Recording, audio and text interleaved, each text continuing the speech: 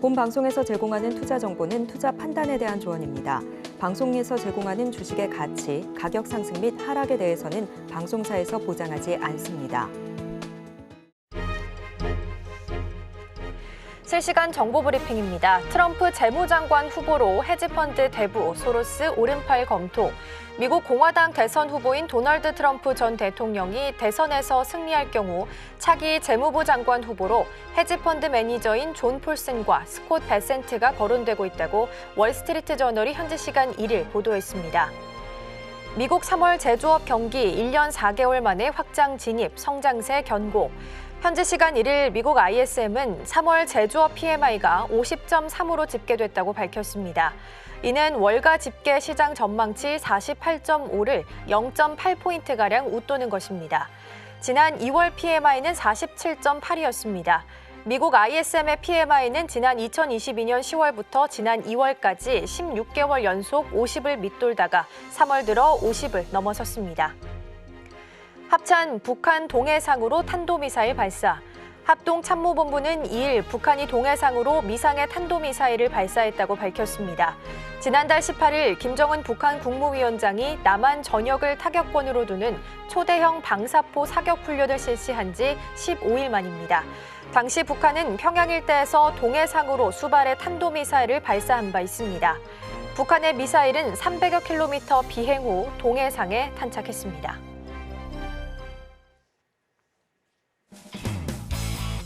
네, 여러분의 성공 투자를 책임지겠습니다. 안녕하세요. 증시8 진행을 맡은 최은강입니다. 안녕하세요. 이가은입니다. 어제 뉴욕 증시는 혼조세로 마무리를 지었습니다. ISM 제조업 PMI가 예상치를 좀 웃돌게 나오게 되면서 이 금리 인하에 대한 기대감이 좀 후퇴하게 됐습니다. 이에 따라서 국채 금리가 좀 상승하면서 지수를 좀 혼조세로 끌어내리는 모습이었는데요. 이외에 특별한 부분이 있었다면 어떤 게 좀 있었을까요? 다우지수가 0.6% 내리면서 대형주 위주로의 낙폭이 컸습니다. 반도체발 훈풍, 또 AI 기대감 때문이었을까요? 나스닥이 소폭 오르면서 반도체, 나스닥 지수 조금 오름폭을 키웠는데요. 자세한 이야기는 잠시 후에 만나보도록 하겠습니다. 네, 그럼 마감 상황부터 함께 살펴보도록 하겠습니다.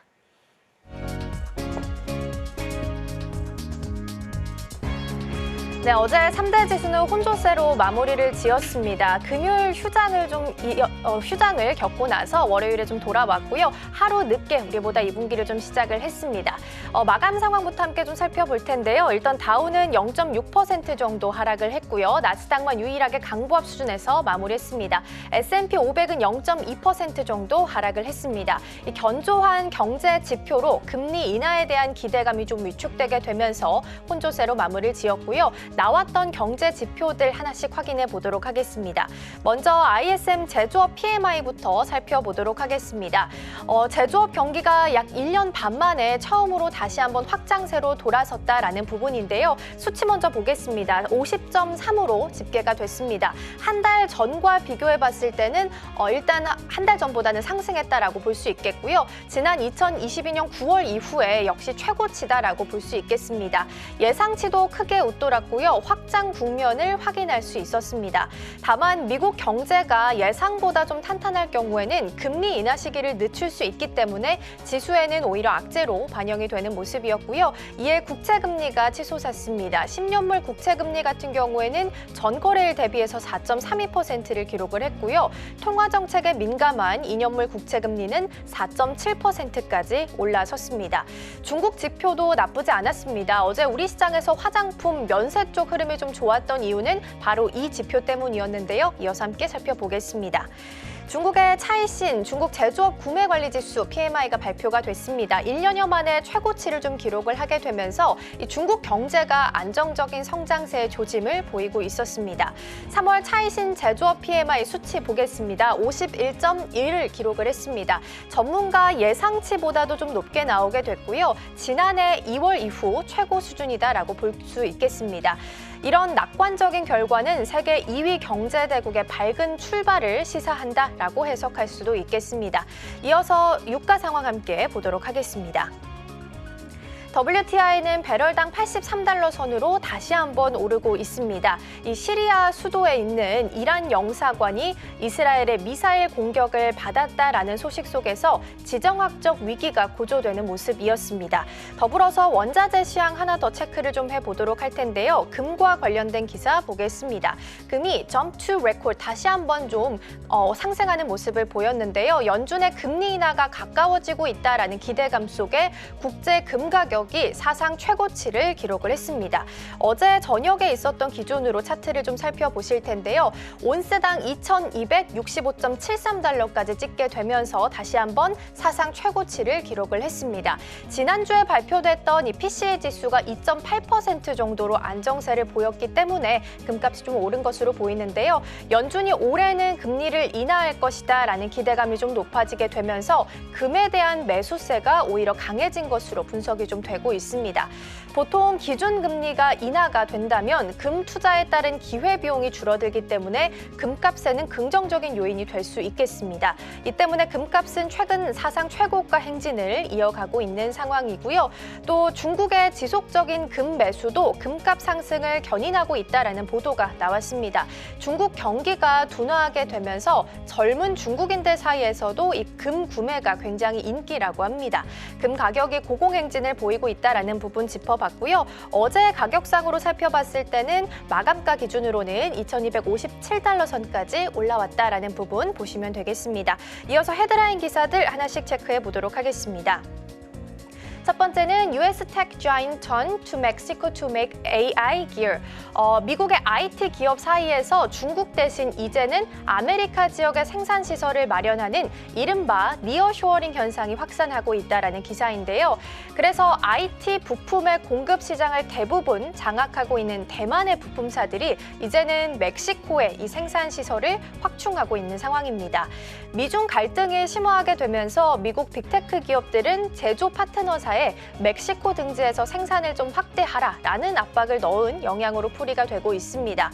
대만 폭스콘을 예로 들어보겠습니다. 지난 4년간 멕시코에 약 6억 9천만 달러 정도를 투자를 했는데요. 폭스콘 외에도 최근 멕시코로 옮겨가는 기업이 부쩍 늘어난 모습입니다.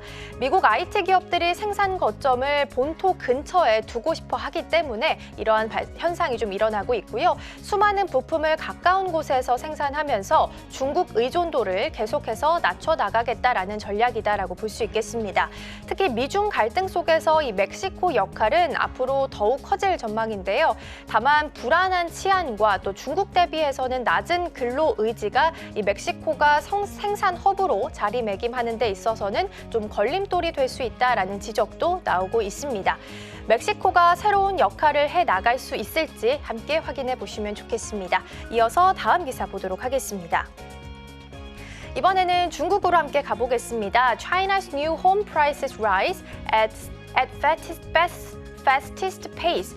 그러니까 중국의 신규 주택 가격이 2년 반 만에 최대 폭으로 올랐는데요. 올해 3월에 100대 도시의 새 집값은 전달보다 0.27% 정도 상승하면서 2021년 7월 이후 가장 많이 올랐습니다. 또 지난달에 신규 주택 가격이 상승한 도시가 모두 43곳이고요. 앞선 달보다 3곳 정도 증가를 했습니다. 하지만 100대 부동산 회사의 올해 1월에서 3월 이렇게 총 매출 규모 같은 경우에는 작년 동기 대비해서 49% 정도 급감을 하면서 부동산 경기 회복 기대는 아직 좀 시기상조인 것으로 평가가 됐습니다. 그나마 중국 정부가 이렇게 다양한 정책을 내놓고 있는 만큼 시장 심리가 점차 개선될 수 있다라는 전망 나오고 있습니다. 앞으로의 수치도 계속해서 확인해 보시면 되겠고요. 이어서 다음 기사 함께 보도록 하겠습니다. 이번에도 중국 관련된 기사인데요. 왕이 cautious Europe over de-risking strategy. 이번에는 중국의 외교 사령탑인 왕이 부장과 관련된 기사 살펴보도록 하겠습니다. 왕이 외교부장이 프랑스 외교장관을 만나서 회담을 가졌는데요.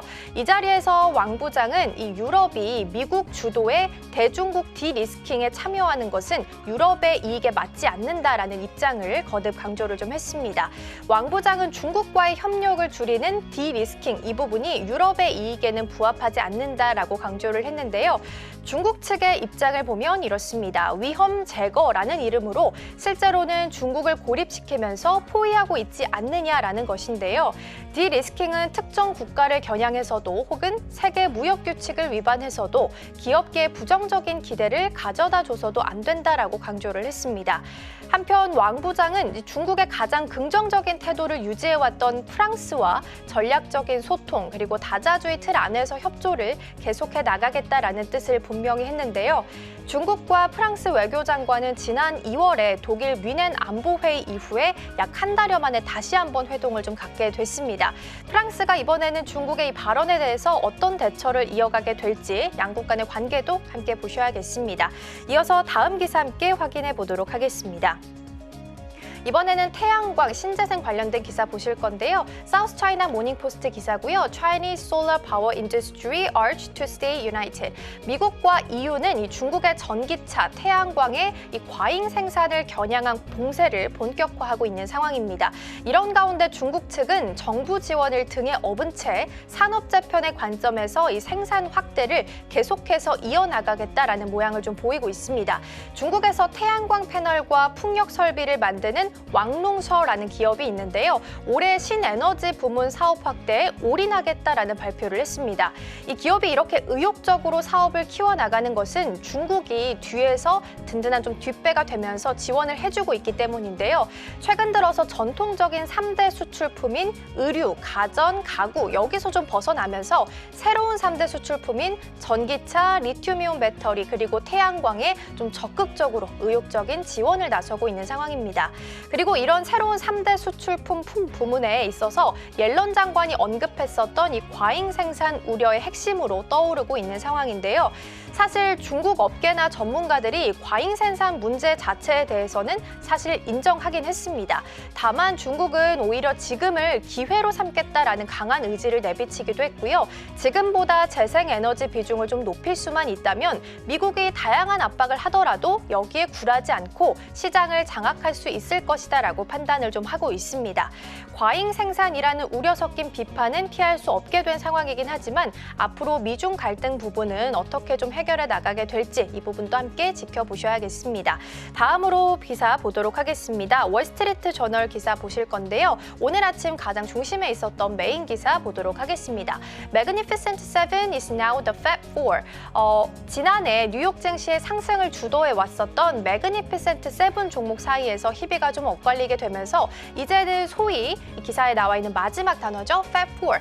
팹4가 이 상승세를 이끌고 있다라는 보도가 나오게 됐습니다.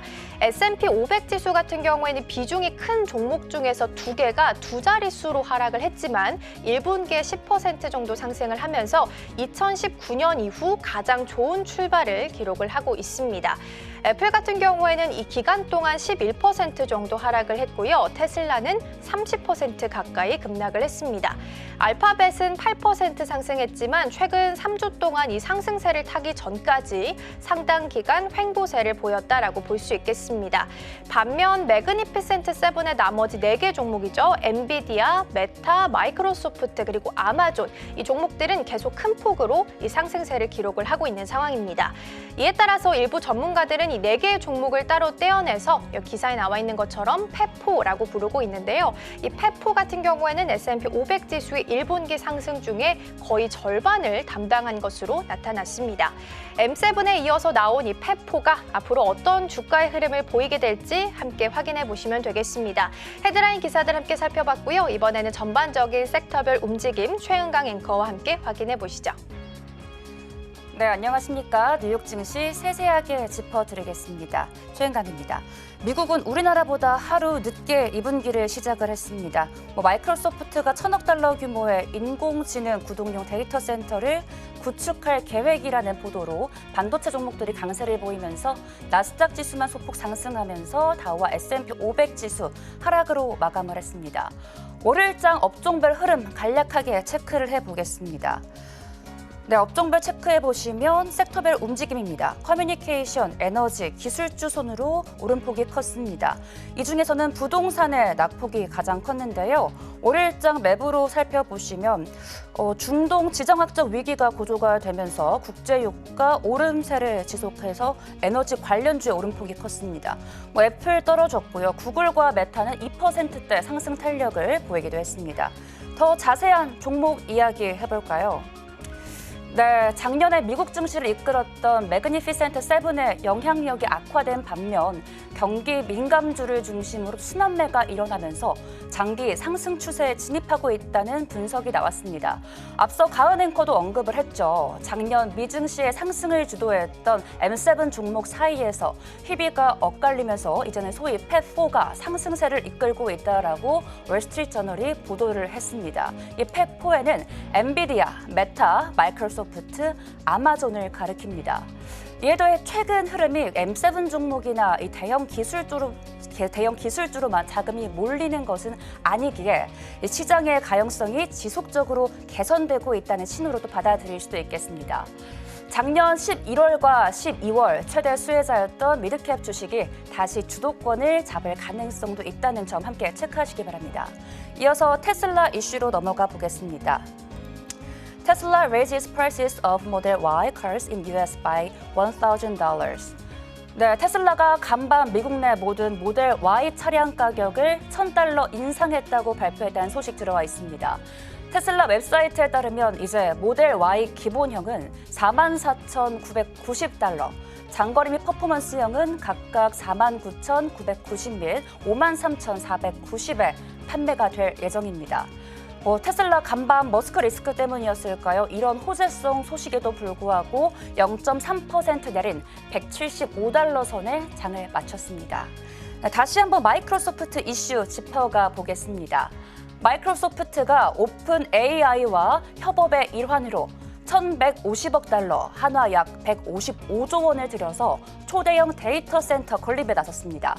오픈 AI는 가칭 스타게이트란 이름의 데이터 센터 건립 프로젝트를 추진 중이고 이 건립 비용은 대부분 마이크로소프트가 부담을 하며 2028년까지 센터를 오픈하는 것을 목표로 한다 전해졌습니다.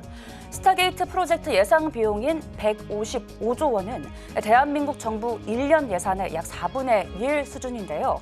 역사상 유례없는 엄청난 투자 비용이기에 이 초거대 데이터 센터의 건립만큼 중요한 것은 데이터 센터를 구성할 컴퓨터, 특히 핵심 부품인 반도체가 될 것으로 보입니다. 이에 더해 현지 시간 1일 인공지능 챗봇 코파일럿 포 시큐리티를 출시했다는 소식도 더불어 들어와 있습니다. 이 데이터 센터 건립 계획으로 간밤 미증시에서 AI 칩 관련주 수급 몰렸습니다. 이로 인해 마이크론 테크놀로지 훈풍을 받았죠. MS발 훈풍이라고 이야기할까요? 간밤 5% 넘게 시세를 분출하면서 그린라이트를 뿜었습니다. 이에 더해 월가 전문가들이 2027년까지 고대역폭 메모리 기술로 HBM 수요가 $200 이상 증가할 것이라 전망을 하면서 뱅크 오브 아메리카가 마이크론 테크놀로지 목표 주가를 상향 조정하기도 했습니다. 이에 더해 AMD도 AI 칩 훈풍에 힘입어서 1.58%대 상승했다는 이야기도 함께 전해드립니다. 이어서 알파벳 소식 들어가 보겠습니다. 네, 간밤에 3% 넘게 오른 구글입니다. 관련 보도가 있었죠. 22년부터 나왔던 소식입니다. 일부 구글 사용자들이 이 시크릿 모드에서 사용자의 검색 내용 및 정보들을 수집해 웹 활동을 추적했다는 소송 제기한 바 있습니다. 네, 현지 시간 1일 구글은 자사 웹 브라우저의 시크릿 모드에서 부적절하게 수집된 검색 데이터를 파기하기로 합의를 했습니다. 당시 원고들은 피해자가 수백만 명에 이른다며 1인당 $5,000의 보상금을 요구하면서 그 규모만 최소 $50억 달러에 이를 것으로 추정이 됩니다. 네, 아마존도 함께 살펴볼까요? 네, 아마존이 인공지능 핵심 인프라죠. 클라우드 성장을 토대로 재도약할 것이라는 낙관적인 전망이 나왔습니다. 아마존이 클라우드를 바탕으로 이 AI 테마 혜택을 입을 것이란 전망은 이미 나온 것입니다. 하지만 이번에는 그 구체적인 수치가 제시됐습니다. 그중 아마존의 클라우드 사업 부문인 아마존 웹 서비스의 매출이 급격히 늘어날 것으로 기대가 됐는데요. 아마존 전 일정에서 0.33% 강보합권에서 마감을 했습니다. 이어서 트루스 소셜 만나보겠습니다. 네, 트럼프 전 대통령의 트루스 소셜의 모회사죠. 티커명 DJT가 지난해 800억 원 가까운 손실을 입은 것으로 나타났습니다. 네, 지난주 상장 후에 수직으로 상승하지 않았습니까? 이 회사 주가 간밤에 20% 넘게 급락을 했습니다. 상장 전 가격으로 되돌아간 건데요. 이 트럼프 미디어는 현지 시각 1일 작년 5,820만 달러, 한화로 약 790억 원의 손실을 입었다라고 공시를 했습니다. 트루스 소셜 광고 수주가 대부분 차지하는 매출액은 410만 달러, 약 56억 원에 머물렀습니다. 이 손실 대부분은 3,940만 달러에 달하는 이자 비용이 차지를 했습니다. 이 스타트업인 트럼프 미디어가 이 적자 기업이라는 사실은 상장 이전부터 많이들 알려진 사실입니다. 그럼에도 불구하고 이 밈주식 특성상 계속해 급등했던 DJT인데요. 이날도 실적 공시가 나온 이후 트럼프 미디어 주가는 21.5% 급락한 48달러 선에 마감했습니다. 이어서 FTX 이슈 함께 살펴보겠습니다.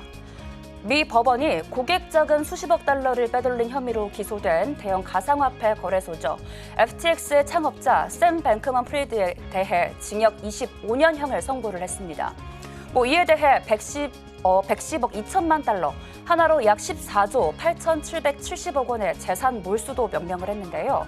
그에게 내려진 형량은 검찰이 구형한 징역 40에서 50년보다 훨씬 낮은 수준이었고, 선고될 수 있는 법정 최고 형량은 징역 110년형이었으며 연방보호관찰관은 징역 100년형을 권고한 바 있습니다. 이어서 페덱스 함께 살펴보겠습니다. 네, UPS가 미 우정국의 주요 항공 화물 공급업체가 될 것이라고 밝혔습니다. 간밤에 나온 소식인데요. 이로 인해 경쟁사이자 계약 연장을 하지 못한 페덱스, 주가 간밤에 마이너스 3% 도달을 하면서 280달러 선에 장을 마쳤습니다. 이로 인한 호재로 UPS 주가는 프리마켓에서는 상승을 했지만 마감 시장에서는 0.68% 하락하면서 마감을 했습니다. 이어서 다음 이슈 살펴보겠습니다. 3M입니다. 네, 현지 시간 1일 3M은 의료 사업을 분사해 의료 서비스 회사인 솔벤텀으로 거듭났습니다.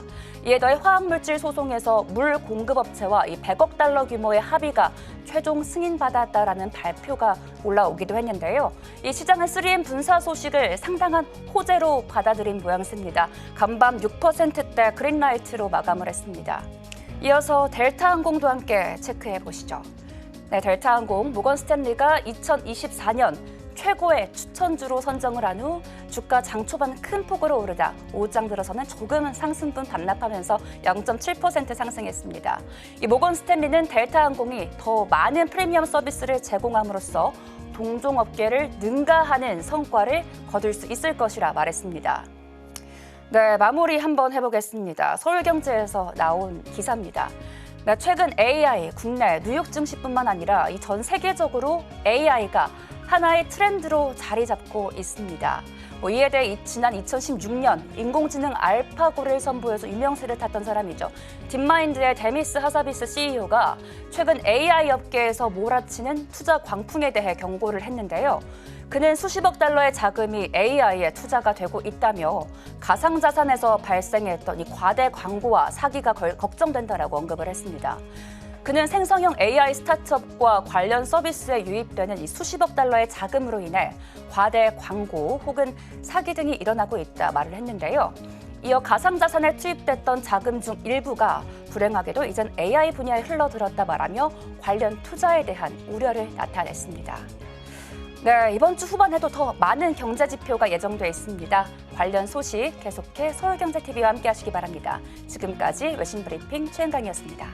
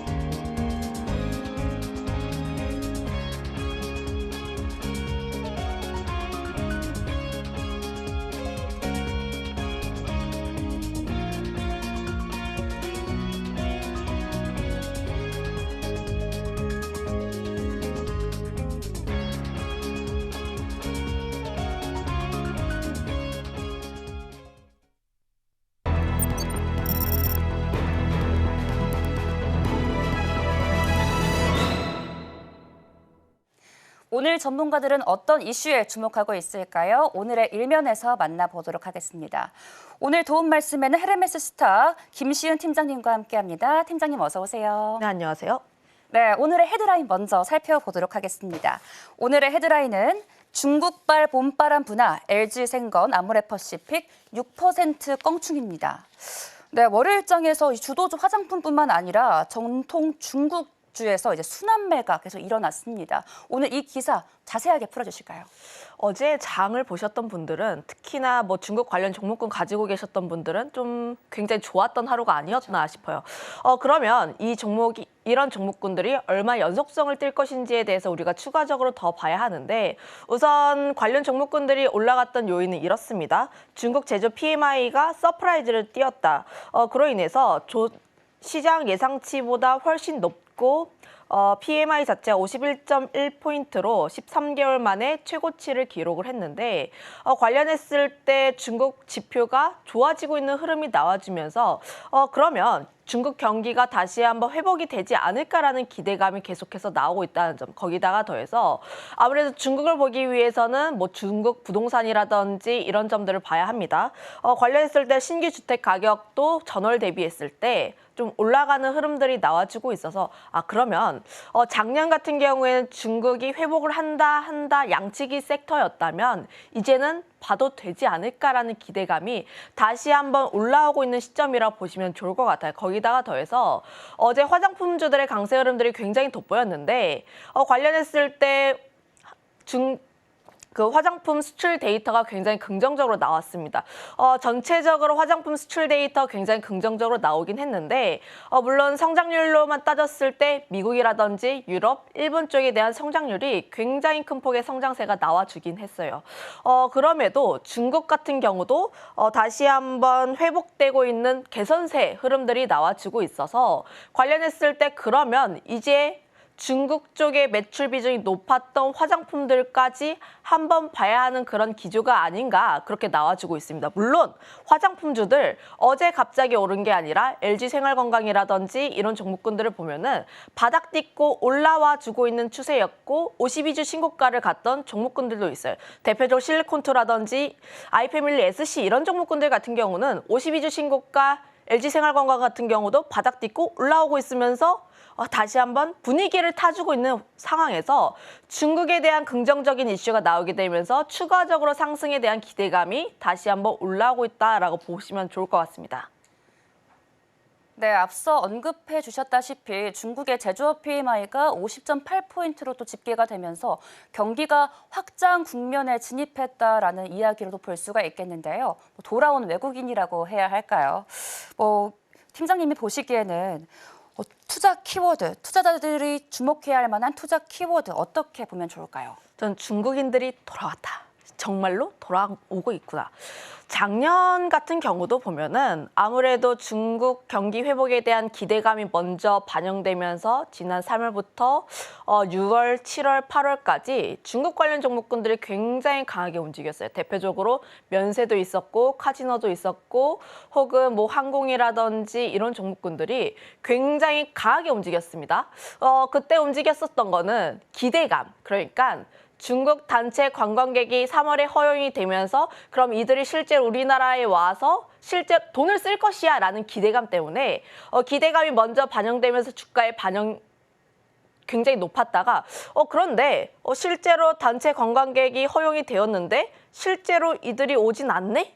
하면서 기대감이 한풀 꺾이면서 주가도 계속해서 하락을 했어요. 그래서 관련 종목군들의 주가 흐름들을 보면은 지난 하반기부터 주가는 안 좋았습니다. 이들 종목군들 실적이 21년, 22년 대비했을 때 굉장히 좋게 나왔어요. 실적 개선 흐름들이 계속 나왔음에도 불구하고 중국 단체 관광객이 오지 않는다라는 그 이유만으로 좀 주가가 부진했는데 하지만 실제로 중국인들이 돌아오게 된다면 다시 한번 바라봐야 하는 그런 기조가 되지 않을까 싶습니다. 특히 중국 관광객들 같은 경우로 봤을 때 다시 한번 회복 기조가 나오고 있다라고 보시면 좋을 것 같아요. 올해 1월, 2월 데이터를 보면 2019년 대비했을 때 한국 같은 경우에는 약 70% 정도 좀 회복 수준이 나왔고 특히 다른 나라들 대비했을 때 한국의 회복 탄력성이 굉장히 높다라고 보시면 좋을 것 같습니다. 거기다가 더해서 제주도에도 중국인들을 비롯해서 외국인들이 굉장히 많이 온다라고 보시면 좋을 것 같아요. 1월, 2월 같은 경우에서 조금씩 회복세가 나왔다가 3월 같은 경우에는 크게 중국인들이 많이 돌아왔다라고 보시면 좋을 것 같은데 우리가 좀 간과를 했던 것이 크루즈입니다. 좀 우리가 그동안은 항공 쪽만 많이 생각을 했는데 크루즈를 통해서 오는 그런 관광객들을 좀 체크를 해볼 필요가 있다는 점. 물론 크루즈로 와서 우리나라가 목적인 크루즈도 있긴 한데 우리나라 한번 들렸다가 다른 나라로 가는 그런 크루즈가 있다 보니까 관련했을 때 제주도를 방문하는 외국인의 수가 계속해서 늘어나고 있다고 보시면 좋을 것 같아요. 그로 인해서 현재 제주도를 방문하는 외국인의 하루 숫자가 약 1만 명 수준이라고 합니다. 그 수치가 어느 정도 수치냐라고 보시면 2016년, 2017년도 중국인들이 제주도에 굉장히 많이 방문을 했던 그때 시기의 수치와 거의 비슷하다라고 보시면 좋을 것 같아요. 그래서 지금 코로나 기간 끝났고 엔데믹 전환하면서 우리가 그렇게 바라던 중국인들이 우리나라에 들어오고 있기 때문에 이런 종목군들 같은 경우는 다시 한번 우리가 가졌던 기대감에 더해서 이런 기대감이 현실적으로 나왔다라고 보시면 좋을 것 같아요. 그로 인해서 관련 종목군들에 대한 기대감이 살아나고 있다라고 보시면 좋을 것 같습니다. 거기다가 1월, 2월은 좀 추웠어요. 그럼 이제 3월부터 따뜻해지기 시작합니다. 우리도 보면은 1월, 2월에 좀 추운 나라보다는 따뜻한 동남아 가서 힐링하려고 하다 보니까 중국인들도 보면 통상적으로 동남아 많이 갑니다. 2월달 춘절 때 우리나라 좀 오지 않을까 기대감이 살짝 있었다가 꺾였던 이유가 이들도 좀 추울 때 따뜻한 나라 가고 싶어 하지 않을까. 하지만 4월부터는 우리나라도 굉장히 따뜻해지다 보니까 4월부터는 중국인이라든지 다른 외국인들이 우리나라에 더 유입이 될 가능성이 높다라고 보여지고 있어서 이런 종목군들 실적 기대가 많고 다시 한번 봐야 할 때가 아닌가 이렇게 정리하겠습니다. 네, 이전에 중국발 강세는 막연한 기대감에서 오른 것이었다면 이제는 수치에 근거한 강세인 것 같습니다. 항공 통계상으로 살펴봐도 중국발, 중국향 여행객 수도 작년 11월 이후 꾸준히 증가하고 있다라는 수치도 나오기도 했는데요. 이 가운데 수혜받을 업종은 어떤 게 있을까요? 굉장히 많아요. 아무래도 좀 중국 단체 관광객이라든지 관광객이 오게 되면서 살아날 수 있는 섹터가 굉장히 다양합니다. 대표적으로 면세도 있고 카지노, 화장품, 항공 굉장히 다양하게 있는데 저는 이런 종목군들 다 긍정적으로 보고 있긴 하나 시간적으로 혹은 뭐 조금 더 탄력적으로 움직일 수 있는 종목 같은 경우가 좀 다르다 보니까 우리는 자금이 또 한정되어 있잖아요. 그런 부분에서 봤을 때 우선적으로 움직일 수 있는 종목군에 먼저 더 관심을 가져볼 필요가 있지 않을까. 가장 먼저 봐야 하는 게 면세 쪽이라고 보고 있습니다. 아무래도 지금 관광객의 형태가 단체에서 개별로 바뀌었고 특히 40대, 50대가 주로 왔다면 중국인들의 경우에는 30대 이하가 굉장히 많이 오고 있어요. 그러면 우리가 쉽게 생각을 해서 일본의 개별 여행으로 간다라고 생각을 하면 좋습니다. 개별 여행을 갔을 때 명동거리에 가서 이거 저거 주세요라고 하는 것보다는 내가 관심 있었던 브랜드, 내가 관심 있던 화장품 이런 쪽에 개별 가게에 방문을 해서 내가 관심이 있었던 것만 사는 겁니다. 그런 부분에서 보게 되었을 때 면세 같은 경우는 아무래도 사람들의 큐단이 많이 들어오게 되었을 때 면세를 받을 수 있는 그런 부분에서 수혜를 받을 수밖에 없다. 그럼 면세도 두 가지로 나뉘게 돼요. 사전 면세점이 있고 사후 면세점이 있습니다. 사전 면세점 같은 경우는 인천공항이라든지 이런 사전 먼저 면세가 된 제품을 구매를 하는 방식이 있고 사후 면세 같은 경우에 내가 예를 들어서 올리브영에 간 다음에 내가 10만 원을 구매를 해요. 그러면 10만 원 정도의 어치를 면세를 받을 수 있게 도와주는 그런 쪽이 있다 보니까 최근 트렌드를 보게 되었을 때는 사전보다는 사후 면세점이라고 할 수 있는 글로벌 텍스프리가 조금 더 유리하다라고 보여지고 있고요. 그다음에 볼 수 있는 게 미용 의료기기입니다. 미용 의료기기 같은 경우도 보면은 사람들이 한국에 와서 무엇을 사나 이런 거를 좀 더 체크를 해봤을 때 가장 많이 쓰는 쪽이 미용 의료기기, 그 다음이 화장품입니다. 아무래도 중국인들이 돌아왔을 때 이들이 과연 무엇을 많이 쓰는지, 그로 인해서 앞으로 이 사람들의 큐가 늘어났을 때 얼마나 더 어느 쪽에서의 실적 개선세가 더 빠르게 나올 수 있는지를 체크를 해보면은 역시 압구정에 중국인들, 일본인들 많은 게 이해가 되더라고요. 미용 의료기 섹터에 대해서도 기대감이 상당히 높아지고 있다는 점. 물론 미용 의료기기 섹터 최근의 흐름 굉장히 좋습니다. 비올이라든지 원텍, 클래시스, 제시스 메디칼 관련 종목군들이 우상향 흐름들을 띠고 있는데 관련했을 때 수출에 대한 기대감도 상당히 좋아지고 있고 데이터도 상당히 잘 나오고 있다는 점. 실적 같은 경우도 작년에 역대 최대 실적을 찍은 것에 더해서 올해 같은 경우도 중국 허가에 대한 기대감이 상당히 높아지고 있는 구간이다 보니까 저는 면세 그 다음으로 봐야 하는 쪽이 미용 의료기기라는 점 한번 말씀드려보고 싶고, 그 다음에 화장품. 화장품도 보면은 올리브영 외국인들 굉장히 많이 갑니다.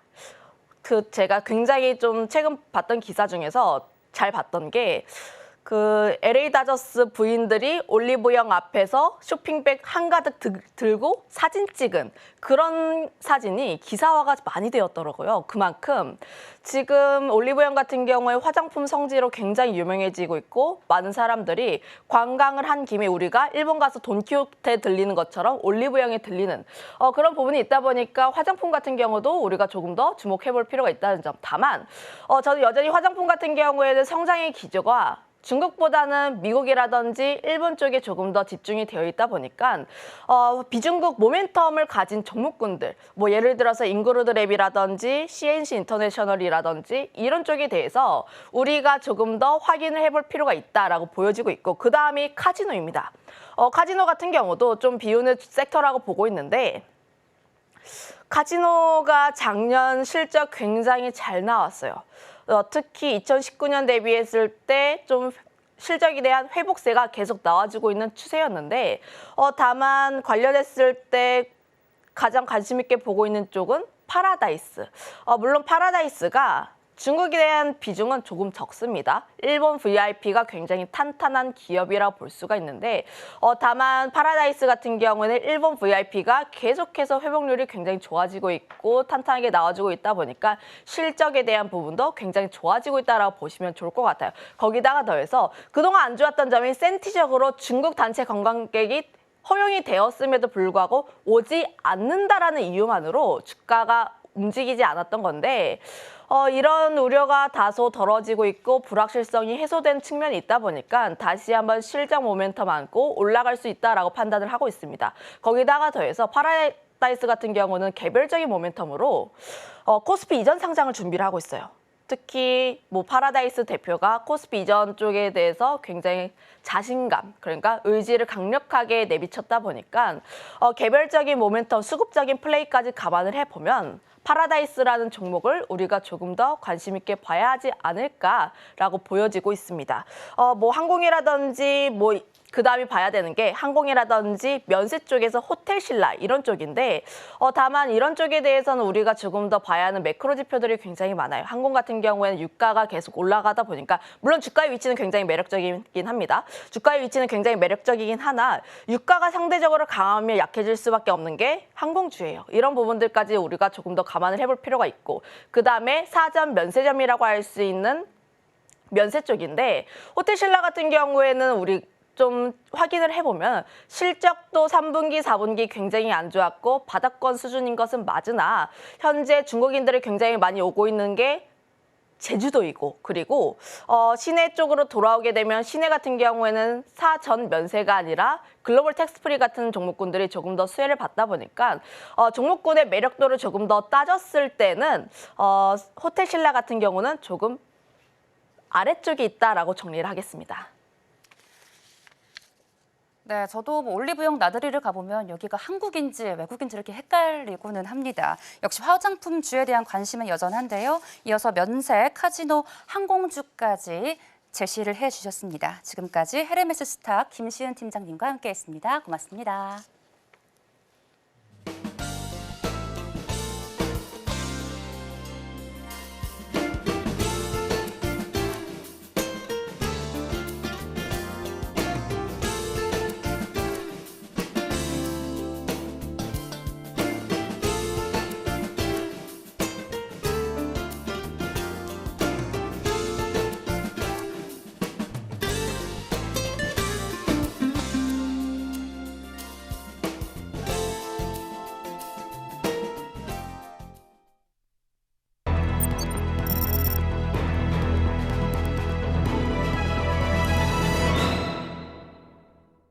개장하기 전 어제의 장을 돌아보고 다시 한번 정리해보는 시간 가져보겠습니다. 시간 외 시간이고요. 오늘 도움 말씀에는 지니인베스트먼트 정선우 대표 화상으로 연결되어 있습니다. 대표님 안녕하세요. 예, 안녕하세요. 네, 좋은 아침입니다. 먼저 급등 종목부터 함께 좀 살펴볼게요. 추가적으로 오늘 장에서 보면 좋을 종목 어떤 종목 있을까요? 일단은 뭐 어제 장 같은 경우 뭐 급등했던 종목들 전체적인 이 섹터를 좀 나눠본다라고 하면요. 마이크로소프트가 이제 오픈 AI 관련되어 있는 부분에 130조 원에 달하는 투자 규모 발표가 나오면서 이 AI용 데이터 센터 구축 소식이 나와주게 됩니다. 그러다 보니까 데이터 관련되어 있는 모멘텀의 수혜주들이 장중에 움직여졌다라고 하면은 장 마감하고 나서는 또 이 데이터에 있어서 보안 관련되어 있는 부분 핵심적인 이슈 이런 것들이 나와주기 시작하죠. 그래서 보안 관련되어 있는 모멘텀의 수혜주들이 또 시간에 움직여주는 거 우리가 확인해 보실 수 있다라고 좀 말씀을 드리고 싶어요. 자, 그래서 어제 시간에 급등했던 종목들 첫 번째로 본다라고 하면은 자, 모니터랩이라는 종목이 있습니다. 자, 모니터랩 같은 경우도 이제 보안 관련되어 있는 반사이익으로서 우리가 좀 기대해 볼 수 있는데, 사실상에 뭐 일단은 뭐 차트적으로 본다 하더라도 굉장히 바닥에서 잘 다지는 느낌이겠죠. 그러다 보니 뭐 지금 보안주들이 거의 다 비슷한 느낌이에요. 이 데이터 센터 구축 소식을 지금까지 뭐 기다렸다라는 느낌으로서 다 바닥에 다진 종목들이 굉장히 많습니다. 그래서 모니터랩 같은 경우도 현재 차트를 보면 아시겠지만 바닥에서 이런 흐름들 굉장히 추가적인 상승을 우리가 또 기대해 볼 수 있는 부분이 나와주고 있고요. 한싹 같은 경우도 많은 분들이 모르고 있지만 보안 관련되어 있는 모멘텀입니다. 그래서 보안 관련되어 있는 수혜주로도 좀 보시면 좋아요. 저 역시나 이제 아까 앞서 얘기했던 것처럼 모니터랩과 비슷한 느낌으로다가 바닥 하방수세 이제 돌파 나오죠. 그래서 바닥을 다지면서 이제 상승으로서 돌리는 이런 구간대가 나와주고 있고요. 자, 세 번째로는 이제 또 샌드랩이라는 종목이 있어요. 샌드랩.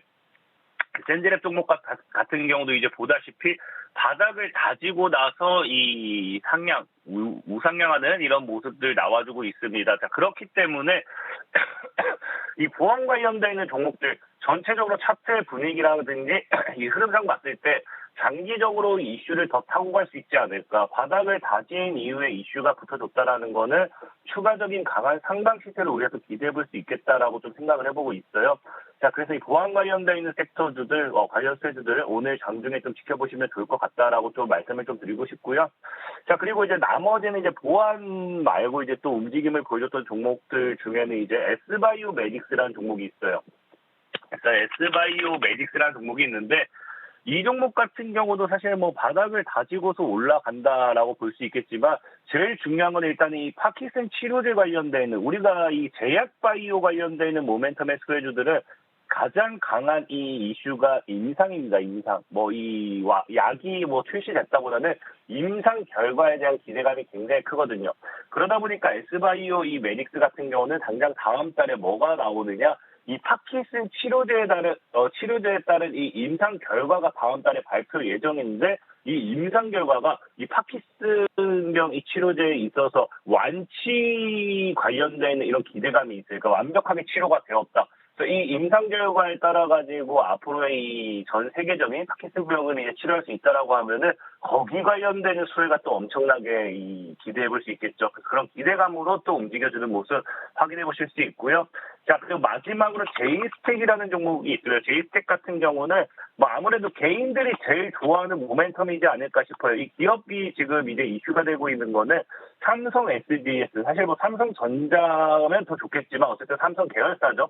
삼성 SDS와 지금 무인 운반 로봇 공급 계약을 체결했습니다. 그러다 보니까 이러나 저러나 어디로 엮인다? 삼성으로 엮인다. 라고 좀 보시면 좋습니다.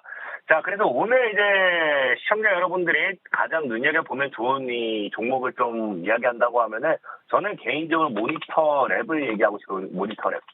이 모니터랩 같은 경우는 이제 여러분들이 아시겠지만 아까 보안 관련되는 종목들이 이제 AI 시대가 더 성장이 되면은 새로운 해킹이라든지 새로운 이 AI를 통한 이런 이 보안 해킹 공격이 굉장히 더 커지게 됩니다. 그러다 보니까 새로운 보안, 과거의 보안이라고 하면 뭐 라운 시큐어, KSI 뭐 이런 종목들이었다고 하면은 이제 새로운 보안 기업들이 AI에 맞는 맞춤형 보안 이슈가 되는 만큼 굉장히 앞으로 또 이 강한 상승 기대해 볼 수 있지 않을까 좀 말씀드리면서 오늘 모니터랩 한번 눈여겨보시면 좋겠다 말씀을 드리겠습니다.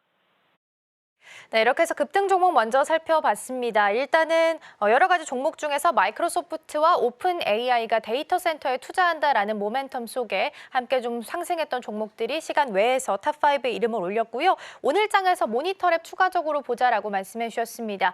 보안 관련주들 함께 좀 시세 낼 수 있으니까요. 오늘 장에서 연속성 좀 가져갈 수 있을지 함께 보시면 좋겠습니다. 반대로 급락했던 종목들도 함께 좀 살펴보겠습니다. 탑5 종목과 또 오늘 장에서 유의 깊게 봐야 될 종목이 있다면 어떤 종목이 있을까요? 일단 또 시간에 하락했던 종목들은 이슈가 또 간단하게 딱 정해져 있어요. 어떤 종목이었냐고 하면요. 전환 청구권 행사하는 종목들. 전환 청구권 행사한다라는 거는 주식으로서 바꾸겠다라는 거겠죠. 그러다 보니까 이 주식 순간적인 매도 물량이 크게 나옵니다. 그래서 이런 이 리스크에 따른 전환 청구권 행사라든지 아니면 동시효과에 급등락했던 종목들이 좀 시간의 하락을 보이는 경우가 많았다 좀 보시면 좋을 것 같고요. 자, 첫 번째로는 코디라는 종목이 있습니다. 코디. 자, 코디라는 종목 역시도 지금 보면은 이게 동시효과가 아니죠. 전환 청구권 행사가 들어오게 되면서 이 주가 역시나 여기서 이제 어느 정도 주가 많이 올라왔어요. 그러니까 시장가 매도 물량이 나올 수도 있는 거 아닌가라는 이런 리스크 적용하고 있다 좀 보시면 좋을 것 같고요. 자, 그 다음에 이제 엔젤 로보틱스 같은 경우도 사실 상장된 지 얼마 안 됐어요. 얼마 안 됐는데 우선주의 이 보통주로서의 전환 청구가 들어오게 됩니다. 그러다 보니까 역시나 이 전환 청구에 따른 이 추가적인 상장과 함께 주식의 이 매도 물량이 나오는 게 아닌가 리스크로 좀 적용하는 것 같아요. 자, 그리고 세 번째로는 이제 캡스톤 파트너스라는 종목이 있는데요. 자, 캡스톤 파트너스 같은 경우도 보시면 아시겠지만 동시효과에서 뭐한다 갑자기 확 밀어버리는 갭으로 밀리잖아요. 그래서 동시효과 특이 종목으로서 이 종목이 포착이 되기 시작했고요. 자, 그 다음에 이게 참 재밌는 게 아까 제가 이제 동시효과 급등락이라고 했죠. 동시효과에 이렇게 갑자기 무너져도 시청자분들은 걱정하는데 재밌는 게 이 네 번째로는 코닉 오토메이션이라는 종목이에요. 동시효과로서 갑자기 급등을 해도 이게 왜 급등했지 마지막 설거지인가 뭐 이런 느낌 개인 꼬식이다 뭐 이런 느낌으로다가 시간에 또 미는 거 우리가 확인해 보실 수 있었습니다. 자, 그렇기 때문에 뭐 이런 관점으로서 좀 이제 동시효과라든지 전환 청구권 행사 이런 모멘텀으로 빠진 종목들이 좀 많았고요. 자, 마지막으로는 이제 삼보산업. 삼보산업 같은 경우는 사실 뭐 굉장히 큰 악재죠. 이 주주배정 유상증자입니다. 유상증자인데 주주배정이라는 건 이 기업이 돈도 없고 투자해줄 기업도 못 찾았으니까 주주들에게 너희가 투자해라 뭐 이런 거겠죠. 그래서 삼보산업 같은 경우는 주주배정 유상증자에 따른 급락이 나와줬다 보시면 좋을 것 같고요. 자, 오늘 가장 좀 조심해야 될 종목은 저는 개인적으로 코디라고 좀 말씀드리고 싶어요. 코디 같은 경우는 이게 전환 가입 대비해서 지금 아까 제가 주가가 많이 올랐다 했잖아요. 그럼 이 전환 청구권 행사, 얼마의 전환 청구를 하느냐 가액이 있는데 그 가격 대비해서 지금 주가가 2배에서 3배 정도 올라갔습니다. 얼마든지 이 물량을 뭐 할 수 있다. 시장가로 때려버려도 전혀 문제될 게 없다라는 거겠죠. 그렇기 때문에 이 코디 같은 경우는 이제 차익 물량이 나올 수 있기 때문에 어느 정도 좀 조심하는 게 좋겠다 말씀드리면서 코디 제일 조심하시라 마무리 짓겠습니다. 네, 급락했던 종목들 살펴봤습니다. 전환 청구권 행사와 관련해서 좀 이슈가 있었던 종목들이 급락 탑5에 이름을 좀 올렸고요. 오늘 장에서 코디 유의 깊게 보자라고 말씀해 주셨습니다. 차트상으로 봤을 때 이 종목 같은 경우엔 특히 고점에 있을 수 있다라는 판단이 드니까요. 리스크 관리 반드시 필요해 보입니다. 장중 흐름 함께 보시면 좋겠습니다. 오늘 도움 말씀은 여기까지 듣도록 하겠습니다. 대표님 고맙습니다. 간밤 제조업 업황이 예상외로 확장됐다는 소식이 전해드렸습니다. 이로 인해 미국채 10년물 금리 13.78 베이시스 포인트 급등을 하면서 투자 심리에 압박을 가했는데요. 이에 부담을 느낀 미국 증시 3대 지수 혼조세로 장을 마쳤습니다. 이전엔 기대감이었지만 이제는 수치가 증명을 합니다. 중국발 봄바람 분화, LG 생활건강, 아모레퍼시픽 전일 6%대 급등했습니다. 시간의 급등주로 모니터랩, 시간의 급락주로 코디 꼽아주셨습니다. 네, 저희가 방송 중에 제공해드린 정보는 투자 판단을 위한 조언일 뿐 해당 종목의 가치와 수익률은 보장하지 않습니다. 저희는 잠시 후 증시 구로 돌아오겠습니다. 시청해주신 여러분 고맙습니다.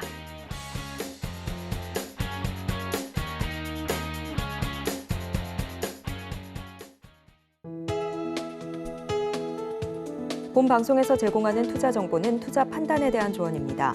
방송에서 제공하는 주식의 가치, 가격 상승 및 하락에 대해서는 방송사에서 보장하지 않습니다.